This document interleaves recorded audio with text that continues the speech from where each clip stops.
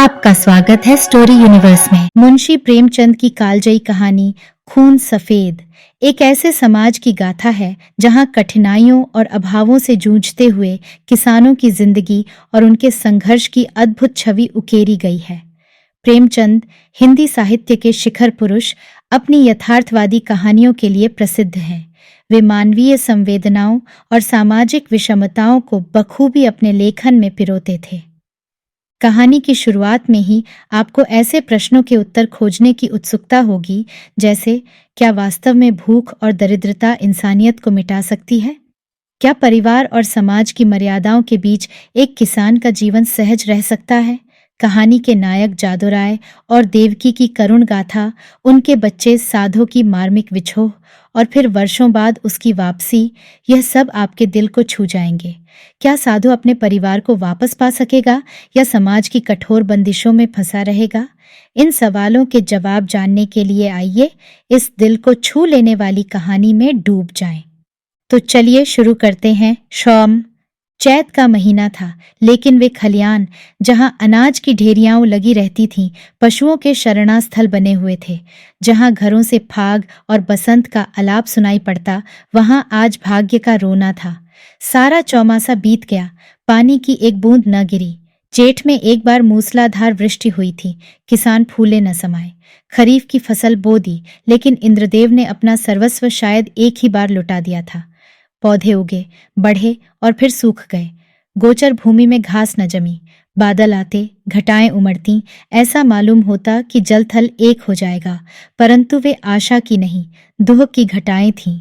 किसानों ने बहुतेरे जप तप किए, ईंट और पत्थर देवी देवताओं के नाम से पुजाएं, बलिदान किए। पानी की अभिलाषा में रक्त के पनाले बह गए, लेकिन इंद्रदेव किसी तरह न पसीजे।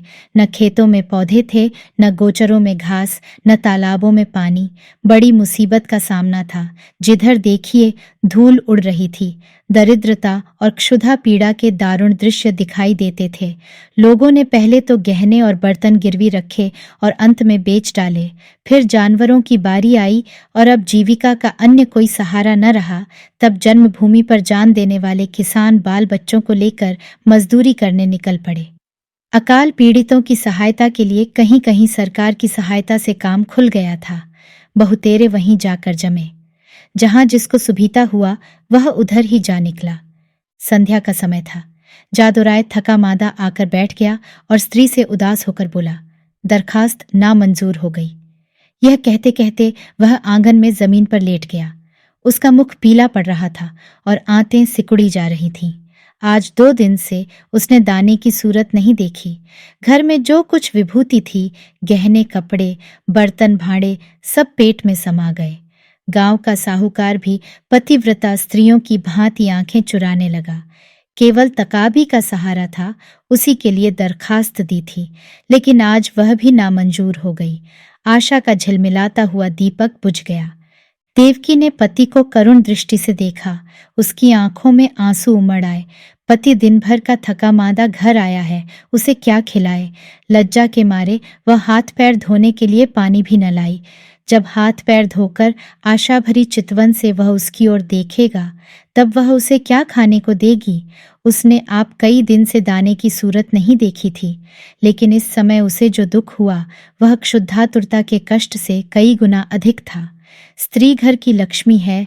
घर के प्राणियों को खिलाना पिलाना वह अपना कर्तव्य समझती है, और चाहे यह उसका अन्याय ही क्यों न हो। लेकिन अपनी दीनहीन दशा पर जो मानसिक वेदना उसे होती है, वह पुरुषों को नहीं हो सकती। हठात उसका बच्चा साधो नींद से चौंका और मिठाई के लालच में आकर वह बाप से लिपट गया। इस बच्चे ने आज प्रायः काल चने की रोटी का एक टुकड़ा खाया था और तब से कई बार उठा और कई बार रोते रोते सो गया। 4 वर्ष का नादान बच्चा, उसे वर्षा और मिठाई में कोई संबंध नहीं दिखाई देता था। जादूराय ने उसे गोद में उठा लिया और उसकी ओर धूक भरी दृष्टि से देखा। गर्दन झुक गई और हृदय पीड़ा आंखों में न समा सकी। दूसरे दिन वह परिवार भी घर से बाहर निकला। जिस तरह पुरुष के चित्त, अभिमान और स्त्री की आंख से लज्जा नहीं निकलती, उसी तरह अपनी मेहनत से रोटी कमाने वाला किसान भी मजदूरी की खोज में घर से बाहर नहीं निकलता।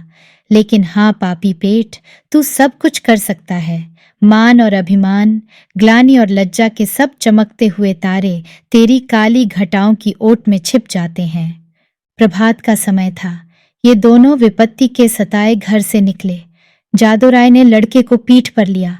देवकी ने फटे पुराने कपड़ों की वह गठरी सिर पर रखी जिस पर विपत्ति को भी तरस आता। दोनों की आंखें आंसुओं से भरी थीं। देवकी रोती रही। जादूराय चुपचाप था। गांव के 2-4 आदमियों से भेंट भी हुई। किसी ने इतना भी नहीं पूछा कि कहाँ जाते हो। किसी के हृदय में सहानुभूति का वास न था। जब ये लोग लालगंज पहुंचे उस समय सूर्य ठीक सिर पर था। देखा, मीलों तक आदमी ही आदमी दिखाई देते थे, लेकिन हर चेहरे पर दीनता और दुख के चिन्ह झलक रहे थे। बैसाख की जलती हुई धूप थी। आग के झोंके जोर जोर से हरहराते हुए चल रहे थे।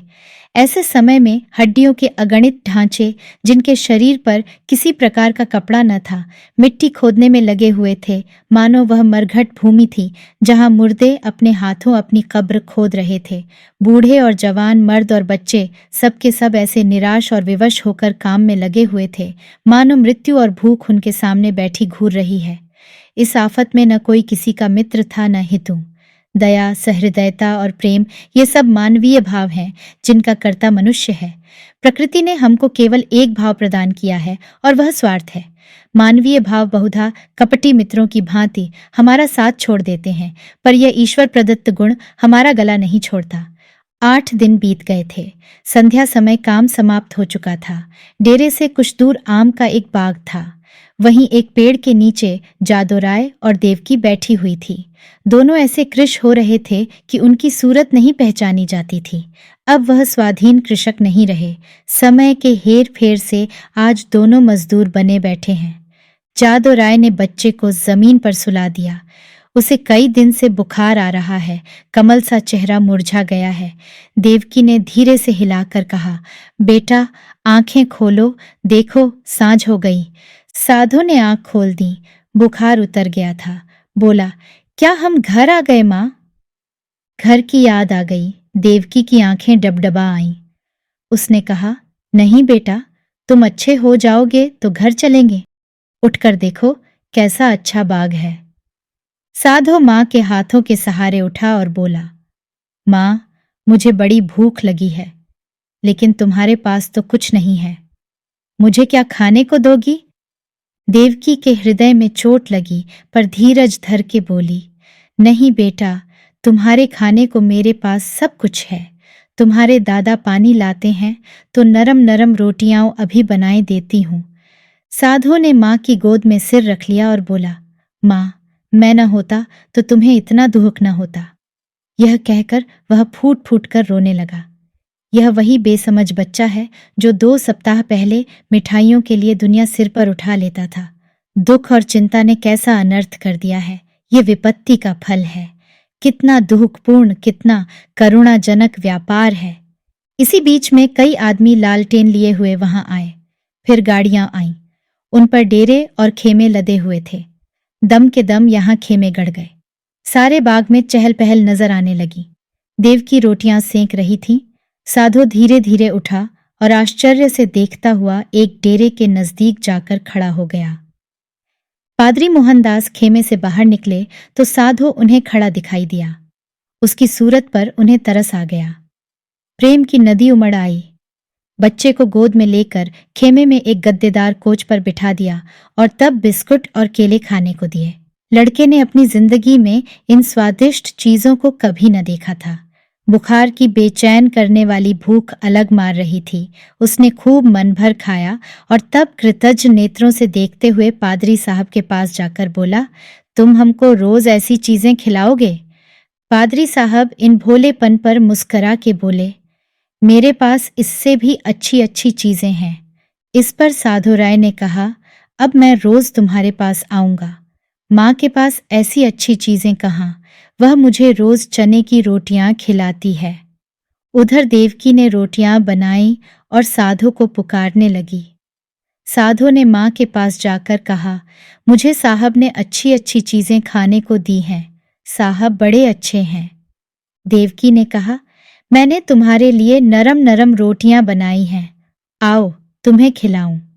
साधु बोला, अब मैं न खाऊंगा। साहब कहते थे कि मैं तुम्हें रोज अच्छी अच्छी चीजें खिलाऊंगा। मैं अब उनके साथ रहा करूंगा। माँ ने समझा कि लड़का हंसी कर रहा है। उसे छाती से लगाकर बोली, क्यों बेटा, हमको भूल जाओगे? देखो, मैं तुम्हें कितना प्यार करती हूँ। साधु तुतलाकर बोला, तुम तो मुझे रोज चने की रोटियां दिया करती हो, तुम्हारे पास तो कुछ नहीं है। साहब मुझे केले और आम खिलाएंगे। यह कहकर वह फिर खेमे की ओर भागा और रात को वहीं सो रहा। पादरी मोहनदास का पड़ाव वहां 3 दिन रहा। साधु दिन भर उन्हीं के पास रहता। साहब ने उसे मीठी दवाइयां दी, उसका बुखार जाता रहा। वह भोले भाले किसान यह देखकर साहब को आशीर्वाद देने लगे। लड़का चंगा हो गया और आराम से है। साहब को परमात्मा सुखी रखे। उन्होंने बच्चे की जान रख ली। चौथे दिन रात को ही वहां से पादरी साहब ने कूच किया। सुबह को जब देवकी उठी तो साधु का यहाँ पता न था। उसने समझा कहीं टपके ढूंढने गया होगा, किंतु थोड़ी देर देखकर उसने जादू राय से कहा, लल्लू यहाँ नहीं है। उसने भी यही कहा, कहीं टपके ढूंढता होगा। लेकिन जब सूरज निकल आया और काम पर चलने का वक्त हुआ, तब जादूराय को कुछ संशय हुआ। उसने कहा, तुम यहीं बैठी रहना, मैं अभी उसे लिए आता हूँ। जादू ने आसपास के सब बागों को छान डाला और अंत में जब 10 बज गए तो निराश लौट आया। साधु न मिला। ये देखकर देव की ढाढ़े मारकर रोने लगी। फिर दोनों अपने लाल की तलाश में निकले। अनेक विचार चित्त में आने जाने लगे।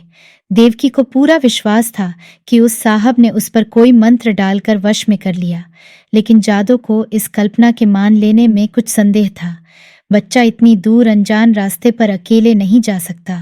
फिर भी दोनों गाड़ी के पहियों और घोड़े के टापों के निशान देखते चले जाते थे, यहाँ तक कि एक सड़क पर आ पहुंचे। वहां गाड़ी के बहुत से निशान थे। उस विशेष लीक की पहचान न हो सकती थी। घोड़े के टाप भी एक झाड़ी की तरफ जाकर गायब हो गए। आशा का सहारा टूट गया। दोपहर हो गई थी। दोनों धूप के मारे बेचैन और निराशा से पागल हो रहे थे। वहीं एक वृक्ष की छाया में बैठ गए। देव की विलाप करने लगी। जादू राय ने उसे समझाना शुरू किया। जब जरा धूप की तेजी कम हुई तो दोनों फिर आगे चले, किंतु अब आशा की जगह निराशा साथ थी। घोड़े के टापों के साथ उम्मीद का धुंधला निशान गायब हो गया था। शाम हो गई। इधर उधर गायों बैलों के झुंड निर्जीव से पड़े दिखाई देते थे। यह दोनों दुखिया हिम्मत हारकर एक पेड़ के नीचे टिक रहे। उसी वृक्ष पर मैने का एक जोड़ा बसेरा लिए हुए था। उनका नन्हा सा शावक आज ही एक शिकारी के चंगुल में फंस गया था। दोनों दिन भर उसे खोजते फिरे, इस समय निराश होकर बैठ रहे। देवकी और जादू को अभी तक आशा की झलक दिखाई देती थी, इसीलिए वे बेचैन थे। 3 दिन तक ये दोनों अपने खोए हुए लाल की तलाश करते रहे।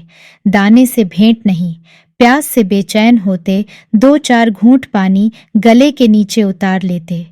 आशा की जगह निराशा का सहारा था। दुख और करुणा के सिवाय और कोई वस्तु नहीं। किसी बच्चे के पैर के निशान देखते तो उनके दिलों में आशा तथा भय की लहरें उठने लगती थीं, लेकिन प्रत्येक पग उन्हें अभीष्ट स्थान से दूर लिए जाता था। इस घटना को हुए 14 वर्ष बीत गए। इन 14 वर्षों में सारी काया पलट गई। चारों ओर रामराज्य दिखाई देने लगा।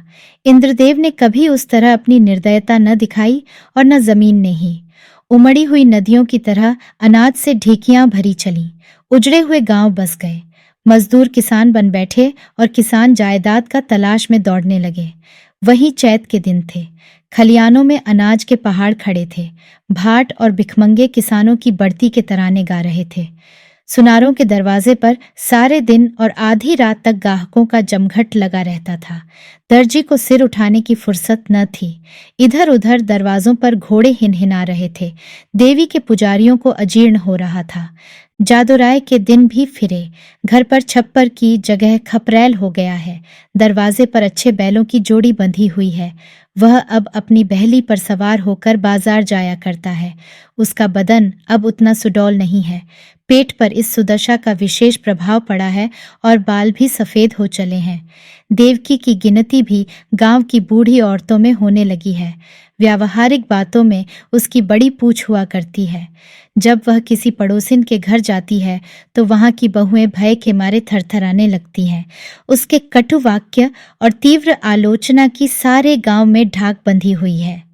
महीन कपड़े अब उसे अच्छे नहीं लगते, लेकिन गहनों के बारे में वह उतनी उदासीन नहीं है। उनके लिए जीवन का दूसरा भाग इससे कम उज्जवल नहीं है। उनकी 2 संतानें हैं। लड़का माधो सिंह अब खेतीबाड़ी के काम में बाप की मदद करता है। लड़की का नाम शिवगौरी है। वह भी माँ को चक्की पीसने में सहायता दिया करती है और खूब गाती है। बर्तन धोना उसे पसंद नहीं, लेकिन चौका लगाने में निपुण है। गुड़ियों के ब्याह करने से उसका जी कभी नहीं भरता। आए दिन गुड़ियों के विवाह होते रहते हैं। हाँ, इनमें किफायत का पूरा ध्यान रहता है। खोए हुए साधु की याद अभी बाकी है। उसकी चर्चा नित्य हुआ करती है और कभी बिना रुलाए नहीं रहती। देवकी कभी कभी सारे दिन उस लाडले बेटे की सुध में अधीर रहा करती है। सांझ हो गई थी। बैल दिन भर के थके मांदे सिर झुकाए चले आते थे। पुजारी ने ठाकुर द्वारे में घंटा बजाना शुरू किया। आजकल फसल के दिन है, रोज पूजा होती है। जादूराय खाट पर बैठे नारियल पी रहे थे। शिवगौरी रास्ते में खड़ी उन बैलों को कोस रही थी जो उसके भूमिस्थ विशाल भवन का निरादर करके उसे रौंदते चले जाते थे। घड़ियाल और घंटे की आवाज सुनते ही जादूराय भगवान का चरणामृत लेने के लिए उठे ही थे कि उन्हें अकस्मात एक नवयुवक दिखाई पड़ा जो भूंकते हुए कुत्तों को दुत्कारता बाइसिकल को आगे बढ़ाता हुआ चला आ रहा था। उसने उनके चरणों पर अपना सिर रख दिया। जादूराय ने गौर से देखा और तब दोनों एक दूसरे से लिपट गए। माधो भौंचक होकर बाइसिकल को देखने लगा। शिवगौरी रोती हुई घर में भागी और देवकी से बोली, दादा को साहब ने पकड़ लिया है। देवकी घबराई हुई बाहर आई। साधो उसे देखते ही उसके पैरों पर गिर पड़ा। देवकी से छाती से लगाकर रोने लगी। गांव के मर्द, औरतें और बच्चे सब जमा हो गए। मेला सा लग गया। साधो ने अपने माता पिता से कहा, मुझ अभागे से जो कुछ अपराध हुआ हो उसे क्षमा कीजिए। मैंने अपनी नादानी से स्वयं बहुत कष्ट उठाए और आप लोगों को भी दुख दिया, लेकिन अब मुझे अपनी गोद में लीजिए। देवकी ने रोकर कहा, जब हमको छोड़कर भागे थे तो हम लोग तुम्हें 3 दिन तक बेदाना पानी के ढूंढते रहे, पर जब निराश हो गए तब अपने भाग्य को रोक कर बैठ रहे। तब से आज तक कोई ऐसा दिन न गया कि तुम्हारी सुधि न आई हो। रोते रोते एक युग बीत गया। अब तुमने खबर ली है, बताओ बेटा, उस दिन तुम कैसे भागे और कहाँ जाकर रहे? साधु ने लज्जित होकर उत्तर दिया, माताजी, अपना हाल क्या कहूं। मैं पहर रात रहे आपके पास से उठकर भागा। पादरी साहब के पड़ाव का पता शाम ही को पूछ लिया था। बस पूछता हुआ उनके पास दोपहर को पहुंच गया। साहब ने मुझे पहले समझाया कि अपने घर लौट जाओ, लेकिन जब मैं किसी तरह राजी न हुआ तो उन्होंने मुझे पूना भेज दिया। मेरी तरह वहां सैकड़ों लड़के थे। वहां बिस्कुट और नारंगियों का भला क्या जिक्र। जब मुझे आप लोगों की याद आती मैं अक्सर रोया करता, मगर बचपन की उम्र थी, धीरे धीरे उन्हीं लोगों से हिल मिल गया। हाँ, जब से कुछ होश हुआ है और अपना पराया समझने लगा हूं, तब से अपनी नादानी पर हाथ मलता रहा हूं। रात दिन आप लोगों की रट लगी हुई थी। आज आप लोगों के आशीर्वाद से यह शुभ दिन देखने को मिला। दूसरों में बहुत दिन काटे, बहुत दिनों तक अनाथ रहा। अब मुझे अपनी सेवा में रखिए, मुझे अपनी गोद में लीजिए। मैं प्रेम का भूखा हूं। बरसों से मुझे जो सौभाग्य नहीं मिला वह अब दीजिए। गांव के बहुत से बुढ़े जमा थे। उनमें से जगत सिंह बोले, तो क्यों बेटा, तुम इतने दिनों तक पादरियों के साथ रहे? उन्होंने तुमको भी पादरी बना लिया होगा? साधु ने सिर झुकाकर कहा, जी हां, यह तो उनका दस्तूर है। जगत सिंह ने जादूराय की तरफ देखकर कहा, यह बड़ी कठिन बात है। साधु बोला, बिरादरी मुझे जो प्रायश्चित बतलाएगी मैं उसे करूंगा। मुझसे जो कुछ बिरादरी का अपराध हुआ है नादानी से हुआ है, लेकिन मैं उसका दंड भोगने के लिए तैयार हूं। जगत सिंह ने फिर जादूराय की तरफ कनखियों से देखा और गंभीरता से बोले, हिंदू धर्म में ऐसा कभी नहीं हुआ है। यों तुम्हारे माँ बाप तुम्हें अपने घर में रख लें, तुम उनके लड़के हो, मगर बिरादरी कभी इस काम में शरीक न होगी। बोलो जादूराय, क्या कहते हो? कुछ तुम्हारे मन की भी तो सुन लें। जादूराय बड़ी दुविधा में था। एक ओर तो अपने प्यारे बेटे की प्रीति थी, दूसरी ओर बिरादरी का भय मारे डालता था। जिस लड़के के लिए रोते रोते आंखें फूट गईं, आज वही सामने खड़ा आंखों में आंसू भरे कहता है, पिताजी, मुझे अपनी गोद में लीजिए और मैं पत्थर की तरह अचल खड़ा हूं। शोक, इन निर्दयी भाइयों को किस तरह समझाऊं? क्या करूं, क्या न करूं? लेकिन मां की ममता उमड़ आई। देवकी से न रहा गया। उसने अधीर होकर कहा, मैं अपने घर में रखूंगी और कलेजे से लगाऊंगी। इतने दिनों के बाद मैंने उसे पाया है, अब उसे नहीं छोड़ सकती। जगत सिंह रुष्ट होकर बोले, चाहे बिरादरी छूट ही क्यों न जाए। देवकी ने भी गर्म होकर जवाब दिया, हाँ, चाहे बिरादरी छूट जाए। लड़के वालों ही के लिए आदमी बिरादरी की आड़ पकड़ता है। जब लड़का न रहा तो भला बिरादरी किस काम आएगी। इस पर कई ठाकुर लाल लाल आंखें निकालकर बोले, ठाकुराइन, ठाकुराइन बिरादरी की तो खूब मर्यादा करती हो। लड़का चाहे किसी रास्ते पर जाए, लेकिन बिरादरी चूं तक न करे, ऐसी बिरादरी कहीं होगी। हम साफ साफ कहे देते हैं कि अगर यह लड़का तुम्हारे घर में रहा तो बिरादरी भी बता देगी कि वह क्या कर सकती है। जगत सिंह कभी कभी जादूराय से रुपये उधार लिया करते थे। मधुर स्वर से बोले, भाभी, बिरादरी ये थोड़े ही कहती है कि तुम लड़के को घर से निकाल दो। लड़का इतने दिनों के बाद घर आया है तो हमारे सिर आंखों पर रहे, बस जरा खाने पीने और छूत छात का बचाव बना रहना चाहिए। बोलो जादू भाई, अब बिरादरी को कहाँ तक दबाना चाहते हो? जादू राय ने साधो की तरफ करुणा भरे नेत्रों से देखकर कहा, बेटा, जहां तुमने हमारे साथ इतना सलूक किया है, वहां जगत भाई की इतनी कहा और मान लो। साधो ने कुछ तीक्ष्ण शब्दों में कहा, क्या मान लूं? यह कि अपनों में गैर बनकर रहूं, अपमान सहूं, मिट्टी का घड़ा भी मेरे छूने से अशुद्ध हो जाए। न, यह मेरा किया न होगा। इतनी निर्लज्ज नहीं। जादूराय को पुत्र की यह कठोरता अप्रिय मालूम हुई। वे चाहते थे कि इस वक्त बिरादरी के लोग जमा हैं, उनके सामने किसी तरह समझौता हो जाए, फिर कौन देखता है कि हम उसे किस तरह रखते हैं। चिढ़कर बोले, इतनी बात तो तुम्हें माननी ही पड़ेगी। साधो राय इस न समझ सका। बाप की इस बात में उसे निष्ठुरता की झलक दिखाई पड़ी। बोला, मैं आपका लड़की ही आपके लड़के की तरह रहूंगा। आपके भक्ति और प्रेम की प्रेरणा मुझे यहाँ तक लाई है। मैं अपने घर में रहने आया हूँ। अगर यह नहीं है तो इसके सिवा मेरे लिए इसके और कोई उपाय नहीं है कि जितनी जल्दी हो सके यहाँ से भाग जाऊं। जिनका खून सफेद है उनके बीच में व्यर्थ है। देवकी ने रोकर कहा, लल्लू, मैं अब तुम्हें न जाने दूंगी। साधु की आंखें भर आईं, पर मुस्कुरा कर बोला, मैं तो तुम्हारी थाली में खाऊंगा। देवकी ने उसे ममता और प्रेम की दृष्टि से देखकर कहा, मैंने तो तुझे छाती से दूध पिलाया है, तू मेरी थाली में खाएगा तो क्या? मेरा बेटा ही तो है, कोई और तो नहीं हो गया। साधो इन बातों को सुनकर मतवाला हो गया। इनमें कितना स्नेह, कितना अपनापन था। बोला, माँ, आया तो मैं इसी इरादे से था कि अब कहीं न जाऊंगा, लेकिन बिरादरी ने मेरे कारण यदि तुम्हें जातिच्युत कर दिया तो मुझसे न सका जाएगा। मुझसे इन गंवारों का कोरा अभिमान न देखा जाएगा। इसलिए इस वक्त मुझे जाने दो। जब मुझे अवसर मिला करेगा तो तुम्हें देख जाया करूंगा।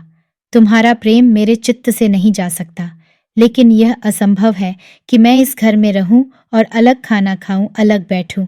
इसके लिए मुझे क्षमा करना। देवकी घर में से पानी लाई। साधो मुंह धोने लगा। शिवगौरी ने मां का इशारा पाया तो डरते डरते साधो के पास गई। साधो को आदरपूर्वक दंडवत की। साधो ने पहले उन दोनों को आश्चर्य से देखा, फिर अपनी मां को मुस्कुराते देख समझ गया। दोनों लड़कों को छाती से लगा लिया और तीनों भाई बहन प्रेम से हंसने खेलने लगे। मां खड़ी यह दृश्य देखती थी और उमंग से फूली न समाती थी। जलपान करके साधो ने बाइसिकल संभाली और माँ बाप के सामने सिर झुकाकर चल खड़ा हुआ। वहीं जहां से तंग होकर आया था, उसी क्षेत्र में जहां अपना कोई न था। देवकी फूट फूट कर रो रही थी और जादो राय आंखों में आंसू भरे हृदय में एक ऐंठन सी अनुभव करता हुआ सोचता था, हाय मेरे लाल, तू मुझसे अलग हुआ जाता है। ऐसा योग्य और होनहार लड़का हाथ से निकला जाता है और केवल इसलिए कि अब हमारा खून सफेद हो गया।